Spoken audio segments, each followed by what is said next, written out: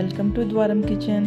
ఈరోజు special coconut rice ఎలా start చేయాలో చూసేద్దాం.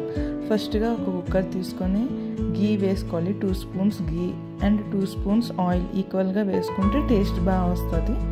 2 స్పూన్స్ వేసుకున్నాక మనం హోల్ మసాలా వేసుకోవాలన్నమాట. మనం ఇలాగా పౌడర్ కాకుండా ఇలాగా బిర్యానీ ఆకులు కొంచెం క్యాష్యూస్ ఎక్కువ వేసుకుంటే చాలా బాగుంటుంది టేస్ట్ కూడా. ఇది వేసుకున్న తర్వాత ఇది కొంచెం ఫ్రై అవ్వాలి. ఇది ఫ్రై అయిన తర్వాత ఆనియన్స్, పచ్చిమిర్చి అండ్ కరివేపాకు వేసుకోవాలి. కరివేపాకు ఇష్టం లేని వాళ్ళు స్కిప్ చేసుకోండి. అది వేసుకొని కొంచెం మనం హై ఫ్లేమ్లోనే పెట్టి మనం ఫ్రై చేసుకోవాలి బాగా. అలా హై ఫ్లేమ్లో పెట్టి ఫ్రై చేసుకుంటే అది కొంచెం గోల్డెన్ బ్రౌన్ వచ్చే వరకు మనం అలాగా ఫ్రై చేసుకుంటూ ఉండాలన్నమాట. ఇలా హోల్ స్పైస్ వేస్తేనే దానికి టేస్ట్ వస్తుంది. ఆ తర్వాత కొంచెం అల్లం వెల్లుల్లి పేస్ట్ వేసుకోవాలి. అల్లం వెల్లుల్లి పేస్ట్ వేసుకున్న తర్వాత మనం ఫ్లేమ్ అనేది మీడియం ఫ్లేమ్లో పెట్టుకొని ఫ్రై చేసుకోవాలి. అప్పుడు అడుగంట పెట్టకుండా మనకి ఈవెన్గా కుక్ అవుతుంది అనమాట. ఆ తర్వాత ఈ ఫ్రోజన్ గ్రీన్ పీస్ వేసుకోవాలన్నమాట. నేనైతే ఫ్రోజన్ గ్రీన్ పీస్ వేసుకున్నాను. మీరు కావాలంటే పచ్చివి కూడా మీరు వేసుకోవచ్చు.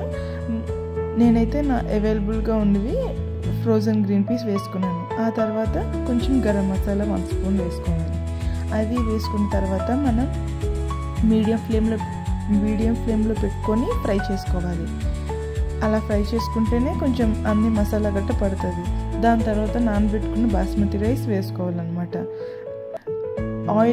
వాటర్ వేయకుండా నేను ఫస్ట్ రైస్ వేసుకుంటున్నాను. ఎందుకంటే మనం కొంచెం రైస్ ఇలా డ్రైగా పొడిగా రావాలి అనుకుంటే ఫస్ట్ రైస్ వేసుకొని కొంచెం అందులోని వాటర్ ఉంటుంది కదా, అదంతా ఇంకిపోయే వరకు మనం రైస్ వేసి ఫ్రై చేసుకోవాలన్నమాట.